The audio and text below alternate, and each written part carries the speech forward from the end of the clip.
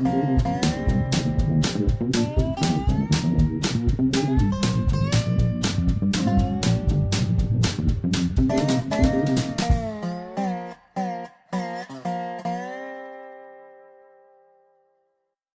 is Dave Monk of Prairie Monk, WEFT, Champaign 90.1 on your FM dial. And Dave on the board. And we've got a lot to do. Wow. A lot has happened this week.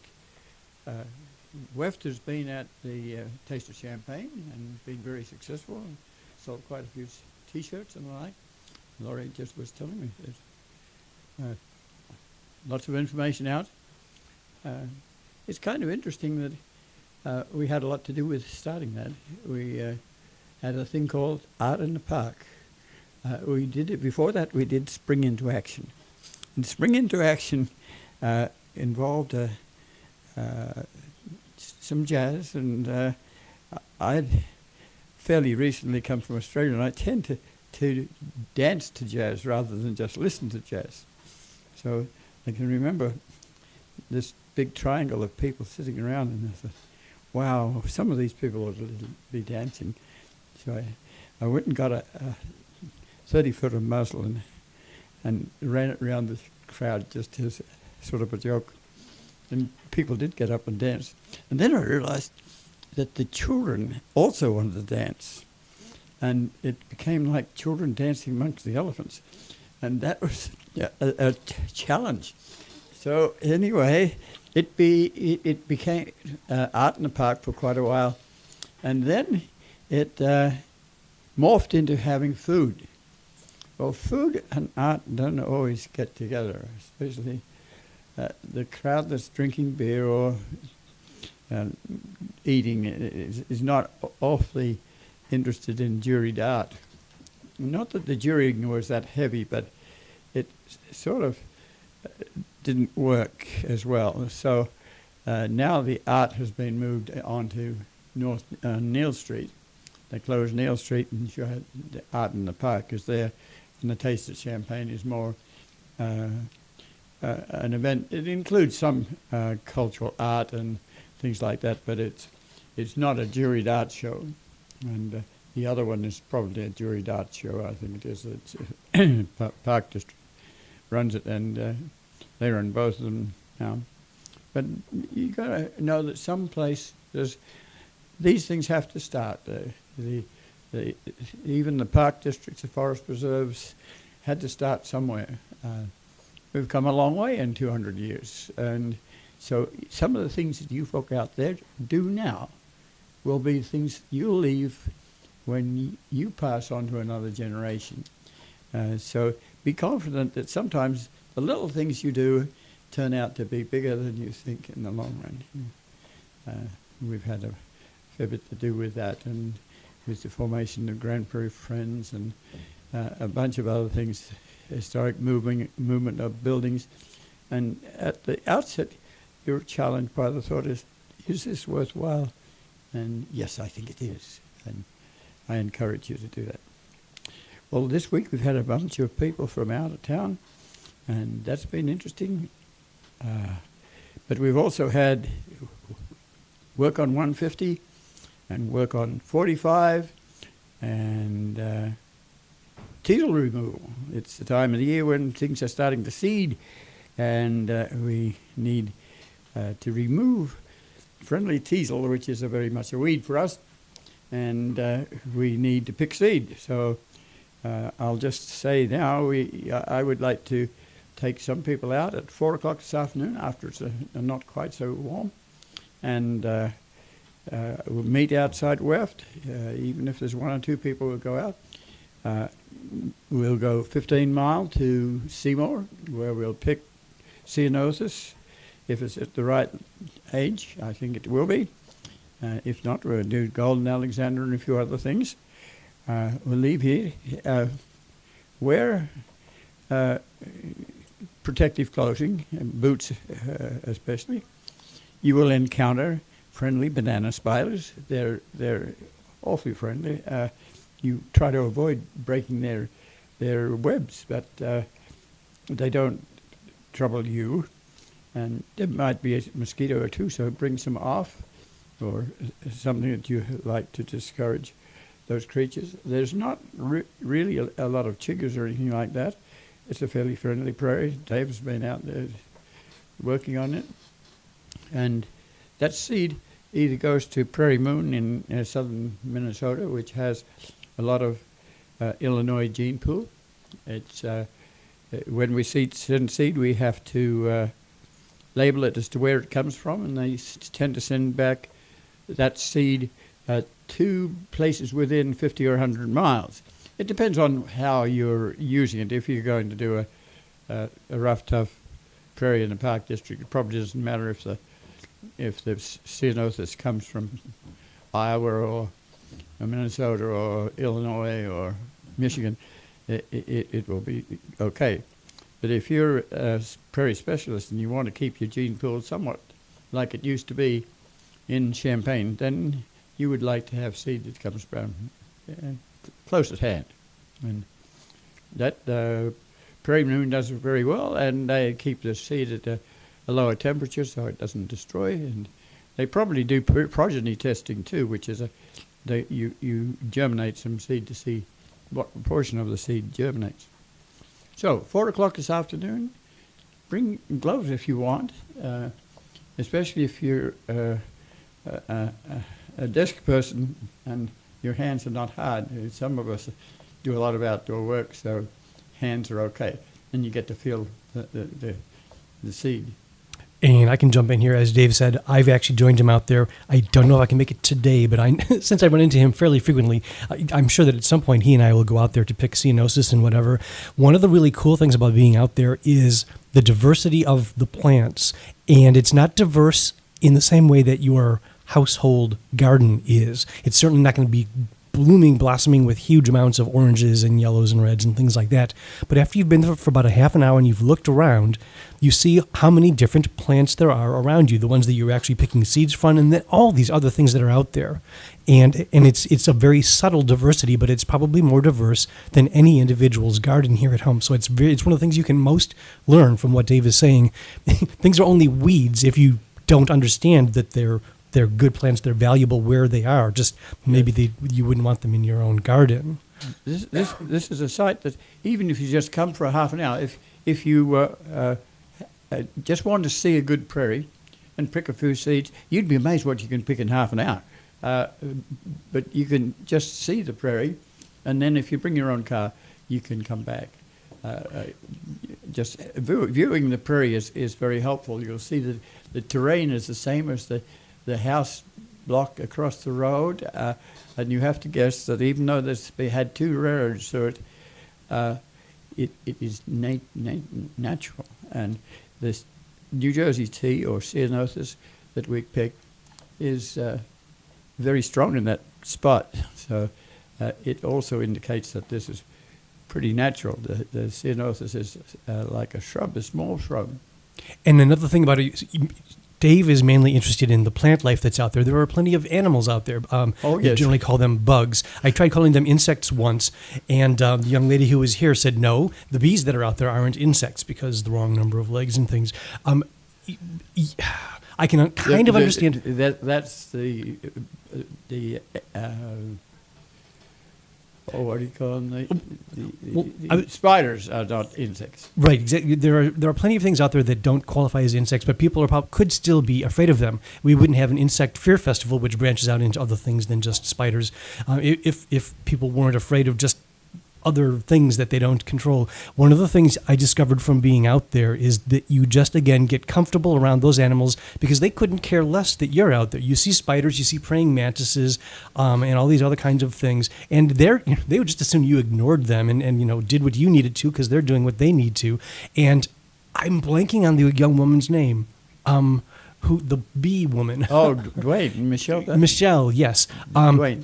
One time when she was here, she talked about the bees that she works with back at her lab, and they're kind of free in a garden or something like that. And she talked about petting them, and I couldn't fathom, these are bees. And this woman walks up to them and she pets them. Well, of course, I had to try it. I spent the first half hour out at the prairie minding my own business, and I noticed the bees are just sticking their faces deep down and gobbling up nectar. Well, what would happen if I touch just a little, and they ignored me. So I said, okay, what a little bit. It's ridiculous how it would seem stupid, but don't try to pick them up.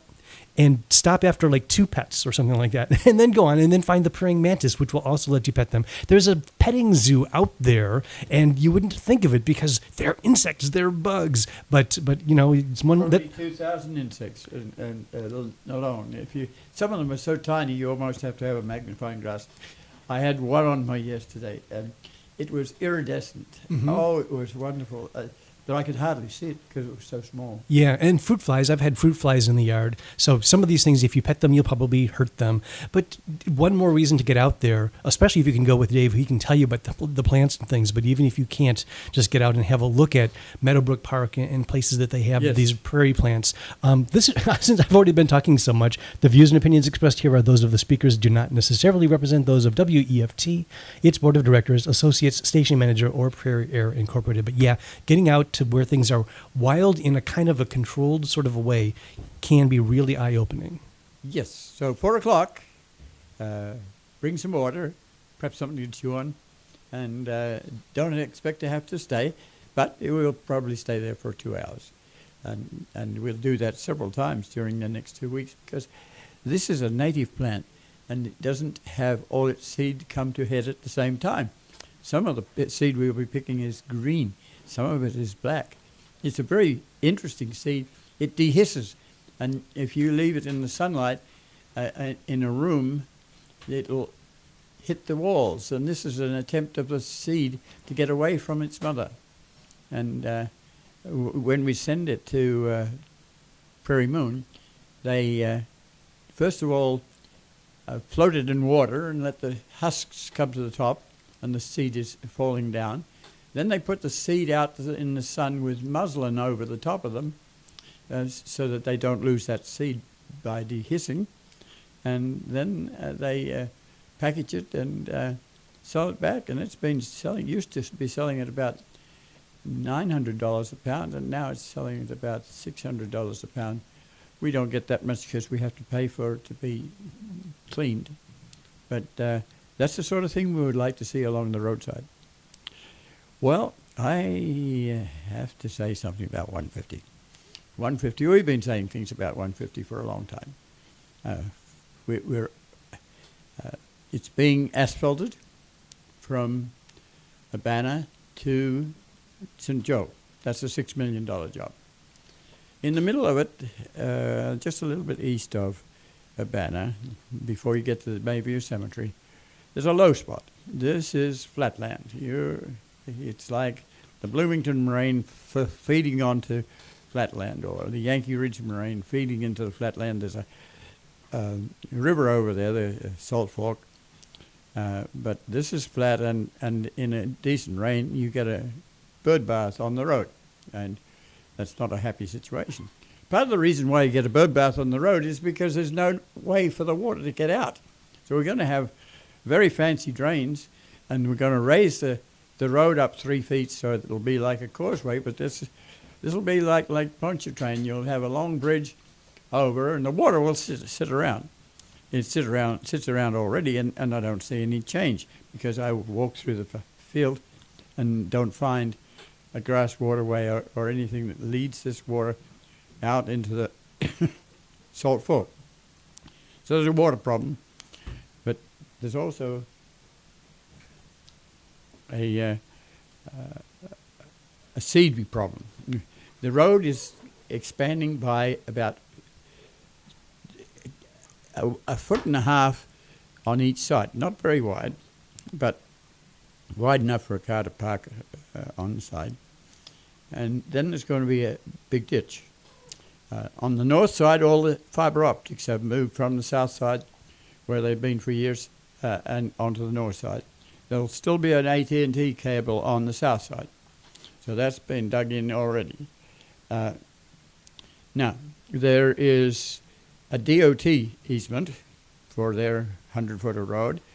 Plus, they have bought an easement from the Kickapoo Trail, which was the old Conrail line, the railroad line, that goes approximately 25 feet into the railroad right away, which is pretty disappointing to us because that's one reason why we took out the interim trail use agreement, to have a trail until such times as the corridor might be used for rail.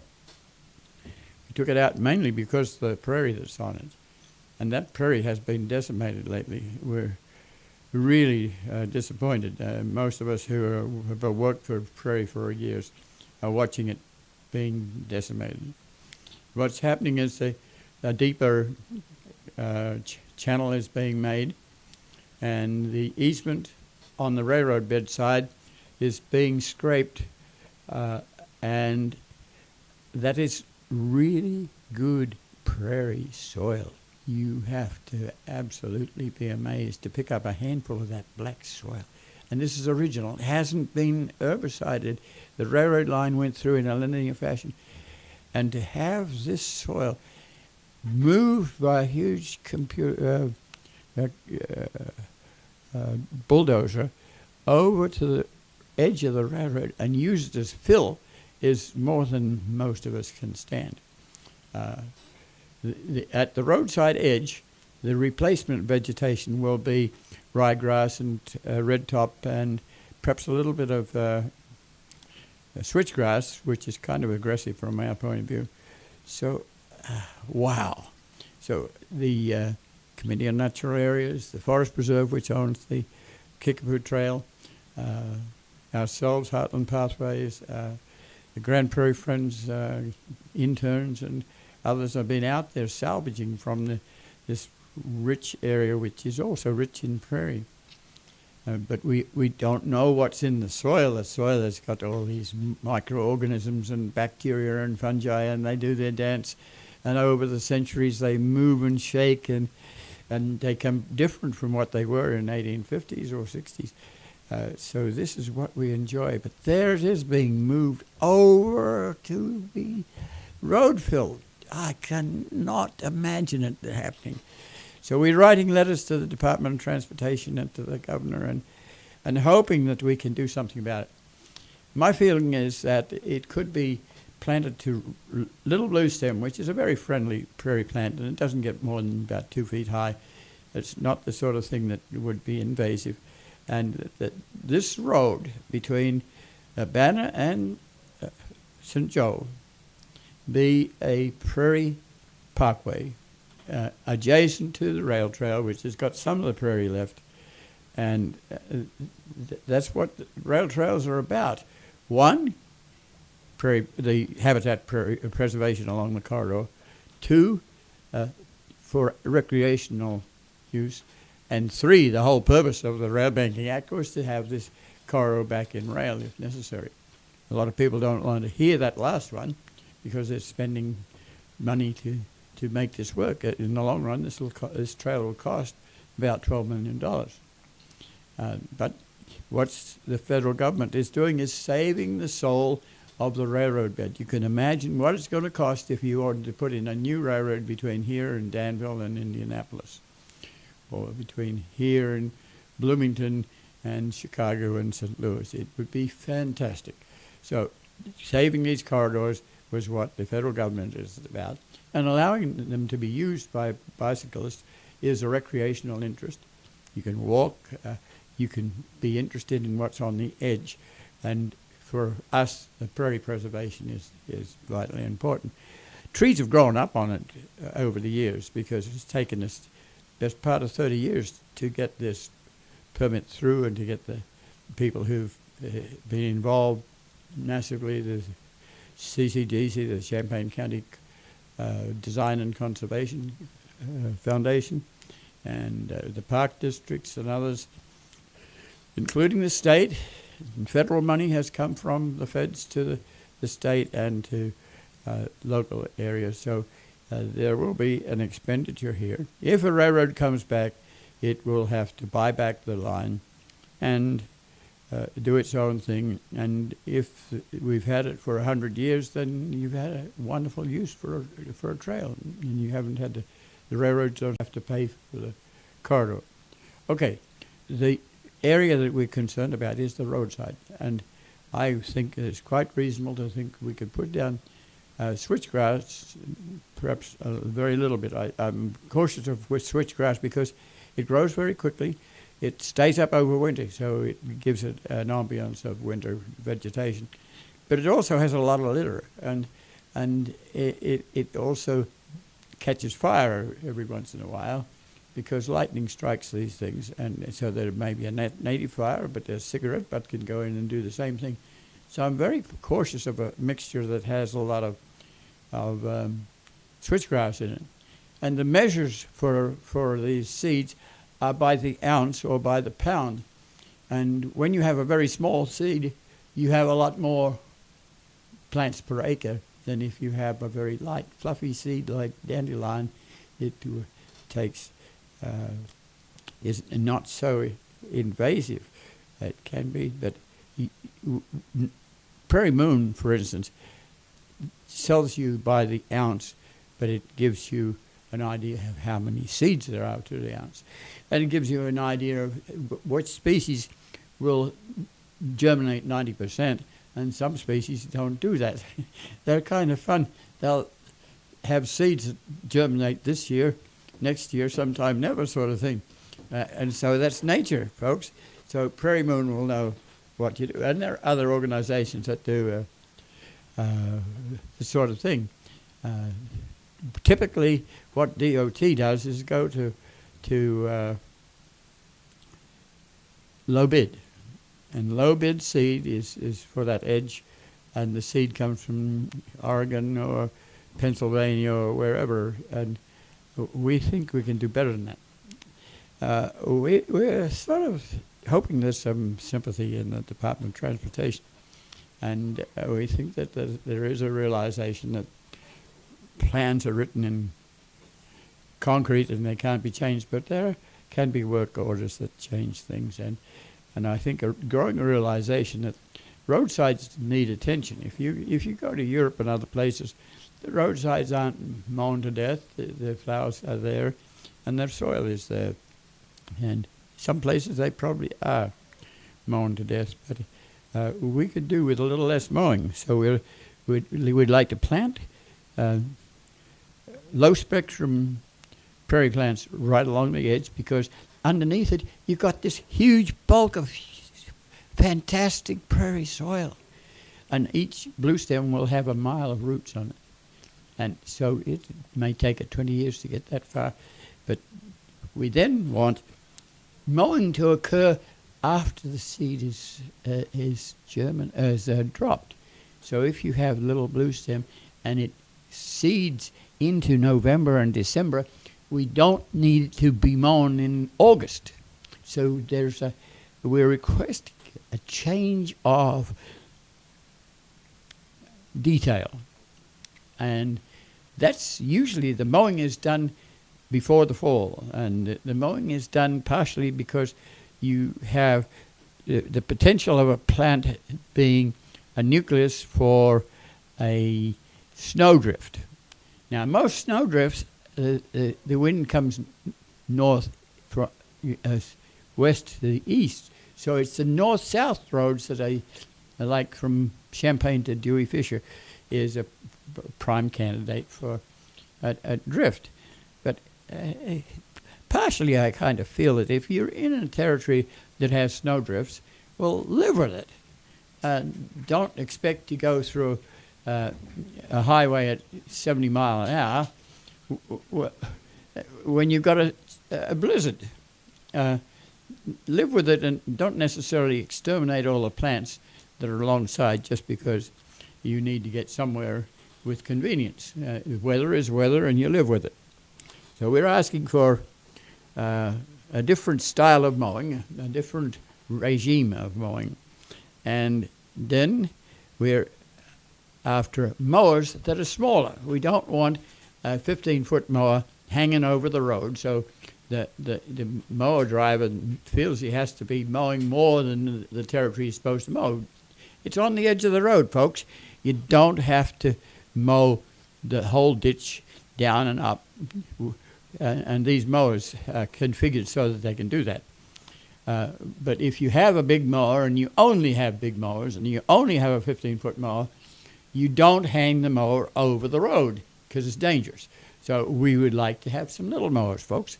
In Iowa, it's called a midnight requisition. Sometimes the big mowers disappear at 12 o'clock at night, and you replace them with a bunch of little mowers that mow along the roadside and keep your prairie intact. So we're after some small mowers and mowing at a decent time of the year. And we've got jobs for people to do that other than mowing. It requires a little bit of education. We also would like to see a little bit of education in engineering departments and places where workmen are working with valuable material. These corridors, railroads, roads, power line easements and the like, they represent the only habitat we have left in many places. So how do we get the message to people who are coming out of college that are engineers who have to look at this and say, okay, that tree is in my way because I can't get my Wi-Fi through there. Get rid of the tree and we'll give you back a shrub of some description later. But they can't replace something that's been working over itself for 10,000 years, since glaciation. That doesn't mean to say it didn't get born yesterday. It means that this is an ecosystem, has wonder, and it has biochemicals in it that we need. We don't know what we'll need in the future. But okay, so we're out there, and I'm happy to see that people other than myself and a few of us are writing letters to Department of Transportation to change this corridor. This would be a first in the state, I think, because very seldom do you get to change the original plans. That means we also have to talk to planners, because they're the ones that are looking at these roadsides and saying, hey, good soil there, that will grow cultivar seed quite well. And surely it will, but it denies the prairie. We also want to see some construction details. Often you can take a laser beam and generate your drainage ditch, and you can sit a hi-ho on the edge, and you can chip out. If you only want 2 inches, you take 2 inches, and all the roots are still there. It'll grow back. If you want a deeper cut, you can take that. You can salvage some of that soil, and it can grow, and they've done that. They've sent 50 truckloads of soil to Homer Lake, to the forest preserve there, and that's wonderful. So we have been making some progress. But the construction tends to be to take a road plow, a disc plow, through the ditch and to carve out and make everything soft. Then you can mold it, and by that time you've cut up all those plants that you have there. They're wonderful plants. It's a culver's root. It might be a culver's root that's been there for 25 years, and it's no longer anything that you can plant or use or save. It's dead. And so why do we have to create a dead patch out of this? Why can't we sit on the side of the road and create a drain that is, it's easier to go along with a plow it all up and then remodel it. It also results in a bunch of erosion. So they have to put down a little erosion logs to stop the water from washing things away. Okay, so that's my rant on 150. But if you go out there, it would be nice if some of you could get in the car and go out there and have a look, because then you understand what we're doing. What I have to do is take photographs and put them up on YouTube or up on TV, because the Bantam Public Television is videotaping this program we're talking about now. So it's only 6 miles to St. Joe on this road, 6 miles from about where Walmart is. So, okay, run the corridor, have a look, see where the fiber optics are on the north. And that's okay for the farmers, because once the fiber optics is in, the corn can come back. Just look at the corn. It really bugs me. I can never find a weed in the corn patch. The herbicide that's within the plant genetically, or the applied herbicide applied often with a plane, leaves us with a monoculture that is strictly a monoculture. And that's not a really healthy agriculture. To have millions of miles of corn and soybeans is not really a healthy appetite for agriculture. We need more biodiversity. It means making less money, perhaps. It means less ethanol, but it's a different sort of use of the landscape. So I look around there to see some alternative farming from time to time, and I'm pleased to go to the farmers market and see that some of that soil is being used for everything from potatoes to cucurbits to flowers, and I embrace those people because they're working with the prairie in a more biodiverse manner. Okay, yes, out there, and realize that shortly, even that site, we will need seed, and we're getting permission to have seed on the second and third level, like the gusset of the ditch and up the other side, down and up the other side. We've probably got about 5 or 6 or 7 prairie plants. We've got to watch again to see that it's not a very heavy switchgrass, but we're being allowed to add seed to that.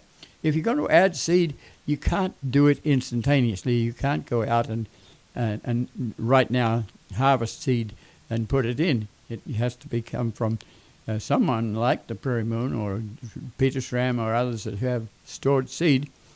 And it's you're talking about perhaps 8 acres of soil. So how do you sprinkle this around? Who pays for the seed? It's not low bid anymore. If you're going to have seed from Illinois, you're probably going to have a seed that's picked by hand, like we hope to do this afternoon. It's more costly to do that. If you go to Kansas and it's Flint Hills and you can harvest with a combined harvester, and that's cheap. But we would like to keep the gene pool reasonably local. So we hope to add to it. But now, when you have such loose soil, there's 2 things. One, the seed that you put in is not in real contact with the moisture. So you need to roll it so the seed will be in contact with the moisture and it'll grow. And traditionally, we have a drought now for a few months. And if you start the seed growing and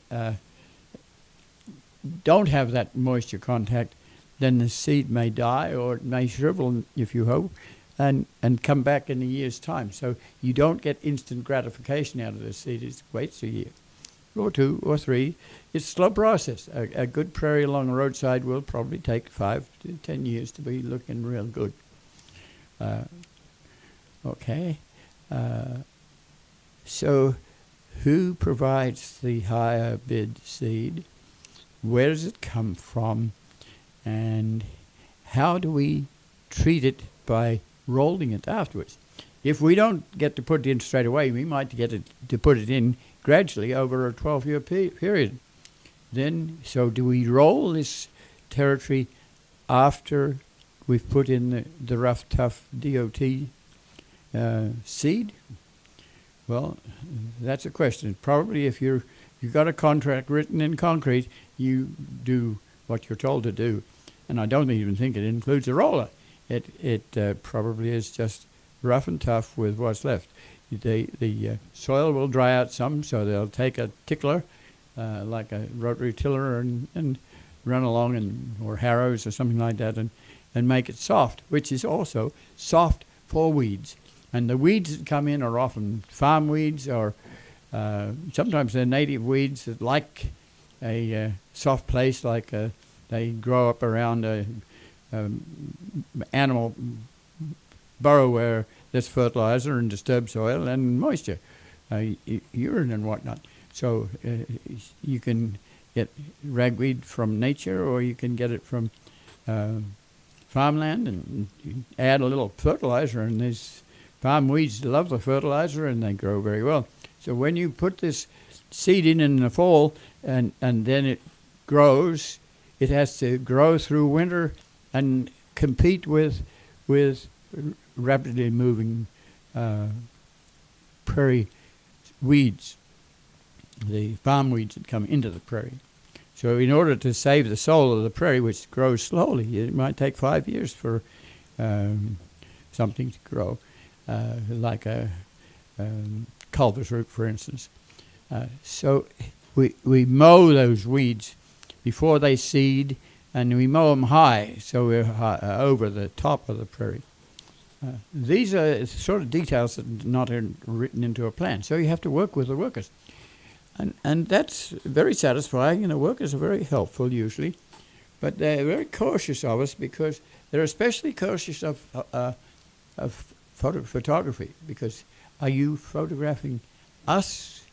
And are you going to report to OSHA that we're not doing the right thing or something like that? So I haven't always realized that, because I like to, I enjoy to take photographs of people working and show the public what these workmen have to do, because their jobs are really tough and they need a lot of sensitivity and a lot of intelligence. And I like to do that. Most workers don't mind me taking photographs of the big dig or whatever it is and explaining to other people. But there are other situations where it's not so friendly. Okay, how's the time? We're moving along here fast. I think you have to think about what you do with that corridor. You also have to think about what you do with the soil that went to the Homer Lake. Do you leave it grow, just a curiosity to see what grows? Because we would like to be able to tell the state that you took out good prairie and it actually grows. This is what was there. We'd like to see some changes in statutes.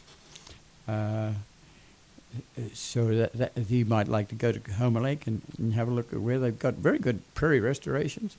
The Queen Anne's lace is enjoying it at the moment. It's at the peak. So the prairies are actually white as well as yellow and mauve with mint, the bee balm. And the insects are there too.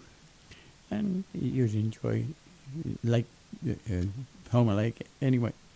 So move around. Okay, next thing we did, for years we've had a teasel problem. So next topic is teasel. And it concerns a 9-acre park at Rantoul. It's called the Pope Prairie.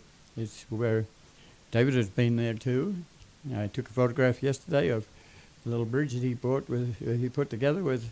We each year get about 50 students to come. And I was just thinking about that.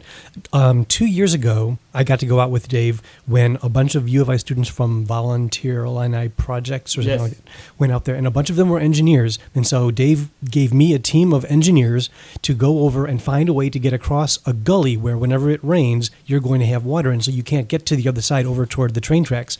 So I had actually just put a couple of brick boards down or something like that just so I could get to the far side. And here were these engineers. I said, okay, guys, look at the clutter that's been dumped here up to this point, and now look at this gully we're getting across, and what can you do with it? And they grabbed the boards, and instead of making them go across the gully, they turned them sideways and got some other material to actually go across. What they did was they built it up so that the board wasn't relying on the contour of just the ground. It was actually a solid 2x4 that they had built it. This is what these guys are going to school for. I actually got to see, and I was just thinking the other day, I wonder, is it still a usable bridge? It's not like falling to pieces. You bridged two little gullies. Yeah. So they did such a good job 2 years ago that with no material to actually bind things together, it's merely boards placed down and then boards on the boards. The boards were taken from junk piles along the dumps areas. I think someone had brought them from a nursery or something like that, from a plant nursery, and there were trellises out there and things like that. And wow, that says something that these good education these guys are getting here.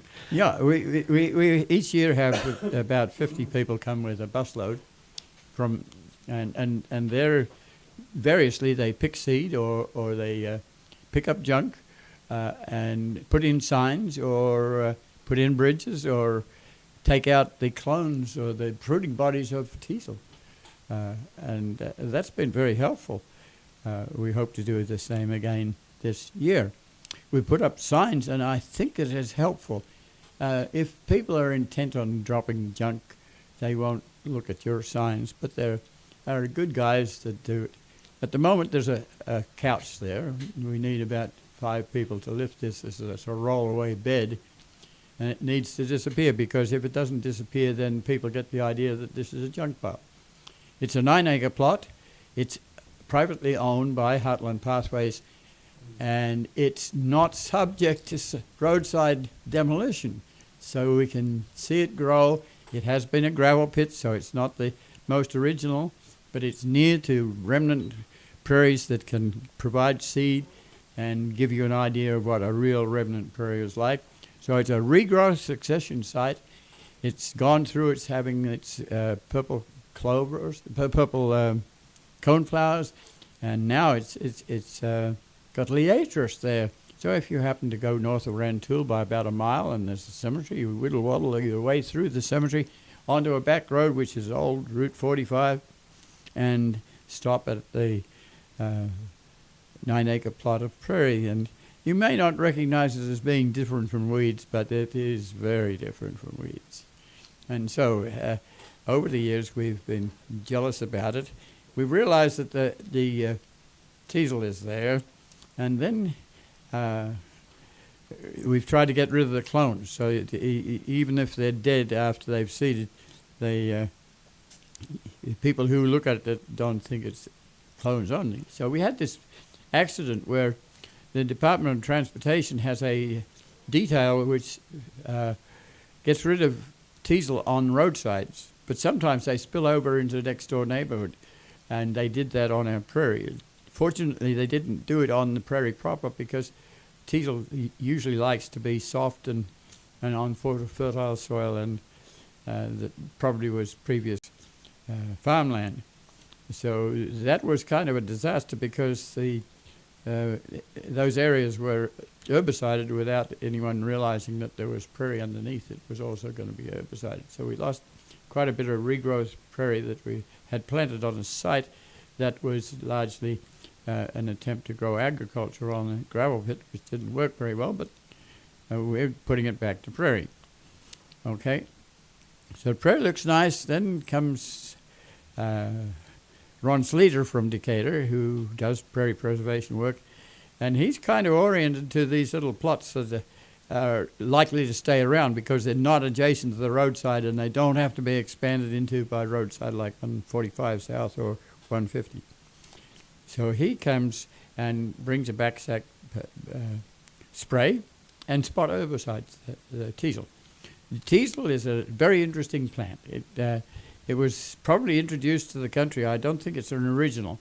It was introduced because it has a thorny pod that can be used to tease wool, thus its name, teasel. And so it was used in spinning and weaving. And it also is a very elegant dried arrangement. So it finds its way into a cemetery, and we're very near to a cemetery where dried arrangements come, and then they dry up and they get blown away. And so we have sometimes acres of teasel. And that's what the Department of Transportation detail use. They come with a 5-ton truck with herbicide, and they come with a farm high-rise vehicles that can run over terrains and herbicide teasel. But they tend to only see teasel, not the prairie underneath. Okay, so we had that, and Ron's reaction was to do it with spot herbicide. This plant is a biennial. It grows for 2 years. It probably grows for more than that, but it takes 2 years before it blooms.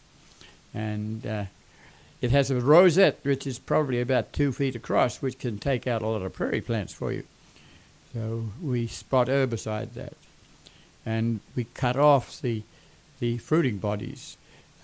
And that was what we were doing on Thursday, was to see that any teasel that had been herbicided, we'd missed or something like that, it had grown. So we were doing with a weed whacker and cutting those teasels off. Ron brought a weed whacker which has a serration, and if you're clever enough, you can pull the weed whacker towards you, and it's like a saw, and it helps to take down a teasel plant, which by this time is up to 10 feet tall and can be an inch thick. So it's very good exercise. And by the time you walk over territory that used to be used by trucks to take out gravel and used to be used by motorcycles and four-wheelers to do wheelies, you're working over, add a little bit of erosion, you're walking over a rough terrain. So this is hard work. Even to take photographs, if you want to bend down and take a photograph of a little ruellia, which is a prairie petunia, you might be just standing on your head sometimes and fall over. It's our only way, however, of getting information to people. So we spent a large part of the day taking out all the visible seed. I left one plant because there was a monarch butterfly. I hated it to take it away as pollinator, but Ron came along later and got that one. The pollinator probably went on to Leatrice or other things. It's good. I saw at least 3 monarchs, and the monarchs have been so down in numbers that we worried that they no longer come and occupy a whole tree. So you see this orange tree, all monarchs. We're losing the monarchs. We're losing a lot of our insects. We're losing the bees. And part of it has to do with the monoculture that I see all around me. Okay, that was pleasing. I left there. I sudden thought I went back to my little village in Australia where my mother would be appalled at riding bicycles fast, but we would tease my mother by riding without any hands on the handlebars. Look, Mother, no, no hands. And I felt like leaving Rantoul with, look, no teasel. So you have these weird thoughts that come by. So no teasel, and we'll be back there spot checking again in the fall and in the spring next year. And mainly what we were doing was reducing the seed concentration. Wow. Now you come to... we did the remnant parts too. Now you come to Route 45. Route 45 we've been at for a long time. By happenstance we had early contact with Ameren that owns the towers and the grid that the electrical companies are improving all across the country, because the grids have been overloaded, and when they get overloaded they get to have resistance, and lines heat up, and then they bend down, and then they short to trees. So they have to get rid of the trees. And how do they get rid of the trees? They herbicide them. So we had this site between Seymour and White Heath where Ameren came in and herbicided our prairie, where we'd taken out the seeds, the trees purposely, didn't have any trees, and they herbicided most of our prairie that we bought the corridor for. So we had to send engineers back to see what damage they had done. They used a glyphosate, a Roundup type herbicide, so the grasses were still growing, but wow, the broadleaves were gone. And they sort of throw their hands in the air and say, well, it's done now, we can't do anything about it. Put up big signs. That's cost us, a big sign might cost us $200. Get maps. Well, we have maps located with you. Well, they may need to be updated. And we may need to have to get the people who are doing the herbicide, the subcontractor, to read their dockets, because often they do not read their dockets. You'll if it's on a farmland, if you have a power line going through the cornfield, they don't mow the corn, but if it's a power line going through your prairie, it just looks like weeds, and we don't even need to look at the docket. We'll mow it anyway, or we'll herbicide it. So on South 45, we've been lucky to not have the herbicide, but I only got hold of the officials that were involved because I'd asked questions about the prairies that we own in the White Heath area. So we were there before things happened. We hoped that the corridor would be not worked linearly, but from the road, so that We have the areas between each construction easement to put up a new pedestal and a new tower, work it from the side, and then take the culvert out and go. So that the company does fairly regularly, so they could do that. They came and mowed with a huge mower, and that was helpful to us. It was helpful to the railroad, helpful to Ameren, and helpful to us, because prairies didn't have many trees on it. It was only when you drained the soil and along the roads and the railroad lines that you got all these crud trees coming in. And we had a slug of them because the railroad line was, they were put in a new Windsor road. It was going to be a ring road to Champaign. And it hasn't happened, but the road was put in. The railroad bridge was moved up 7 feet and then east 25 feet, and the construction there, it gave enough disturbance that the trees came in. And they're still there, but they've been mown down, and if we're lucky, we'll be able to keep them at bay. It might mean a little bit of herbicide.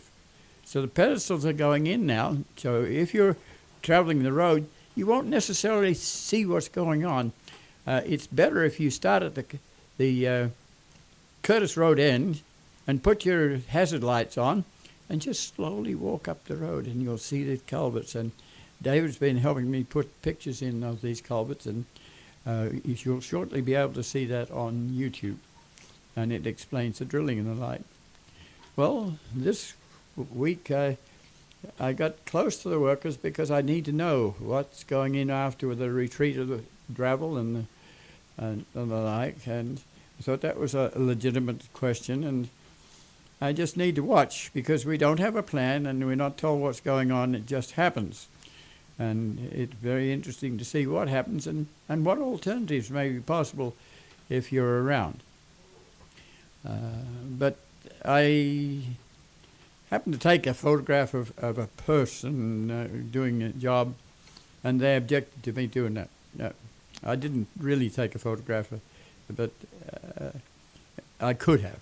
And so that was reported to officials that are in control of the construction easements. So I had he called me up and I had a long conversation about how we get hold of the information. We can go to the upper level, but we then have to talk to the contractors and the subcontractors, and each level we have to explain what we've been doing for several generations. This is a prairie that wasn't just this generation prairie. This is a prairie which has gone back for several generations, and also we hope will go forward with generations. We're very jealous of it. It has the potential to perhaps go to a strip mall, and we want to avoid that. So we're watching what's in there and hoping that it survives. But anyway, I did get reported to the authorities. So we talked to the authorities, and it was agreed that that's the only way I can get information about what's going on. And so on Friday, I went down to cover that, to look at the work that has been completed and what is going to be the restoration. I just hope that it is left so that the prairie will grow through, hopefully, and come back. But I don't want some rinky-dink roadside plant planted there. Well, I was told to keep off the easement. I was not really on the easement on the west side. I was on the university side, but that was also a put-down area where people put their drills and equipment and rebar and stuff like that. So I stopped and I walked over to the railroad, and I walked along where there used to be a second railroad line, maybe another one in the future. And so the police were called on me. So we had a foreman involved, and I had a long conversation for over an hour before the police arrived. And by that time, I very, very seldom get the opportunity to talk to workers for that length of time. It's usually you're riding on a tractor and it's staccato information, but this was, by the time we left, we were pretty much on the same wavelength, and it was understood why I was there, and the police understood that too. So we shook hands and said goodbye. But it is, I think the thing it impressed me most was the fact that that some construction crews don't appreciate being photographed. Either they are afraid that they might have been cutting a corner, and people have been doing that for years. I have railroad titles that are where people came to 15 feet and they didn't get a title at all. They didn't talk to anyone. It's called an adverse possession. They just went through and did it. So yes, when we're looking at the stuff on Route 150, there's a fence a silt fence being put up, and the silt fence has all sorts of variations in it, and Steve Buck from the Committee on Natural Areas has been pointing out to DOT that there's a little invasion here and there that we need to take note of. Yeah, I'll still be there, and I think my presence is helpful because it reminds various levels of contracting that they're working on stuff that's pretty original and very visible, and we need it to be there, and we appreciate the electricity. Everyone needs it, and we appreciate the railroad, and we appreciate the roads, but somewhere in there's also a prairie, and so it took a while to get over that little situation, and I'm probably now a marked man, and so we'll leave you with a reminder that we're going out at 4 o'clock to pick seed. Ceanothus is rather important and very helpful if you come. It's a time when a lot of things are flowering. You might even pat a banana spider or a bumblebee.